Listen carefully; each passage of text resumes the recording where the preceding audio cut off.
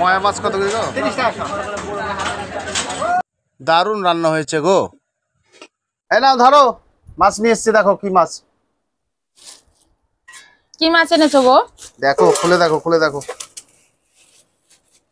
বা আজকে তো দারুণ মাছ এনেছে। এই দিয়ে একটা চচ্চড়ি করব মাছের। আমি কেটে দারুণ বেছে একটা ছোট পরিষ্কার মাছ। করে নুন আর হলুদ মেখে নিয়েছি। আর ময়া এদিকে মাছ। আমি সবজিগুলো কেটে নিয়েছিলাম, আলু, বেগুন, পেঁয়াজ। এদিকে কড়াই বসিয়ে দিয়ে দিলাম তেল। তেলটা গরম হয়ে গেলে মাছগুলো দিয়ে দিব। আর দেখো মাছ এক পিঠ ভাজা হয়ে গেছে, আরেক পিঠ আমি উল্টে পাল্টে লাল লাল করে ভেজে নেব। আর জানো তো বন্ধুরা, সবসময় ছোট মাছগুলো একটু কড়া ভাজা করে নিতে হয়, তাহলে কি হয় বলো তো, মাছে এভাবে যে চচ্চড়ি রান্না করলে টেস্টটা বেশি পাওয়া যায়।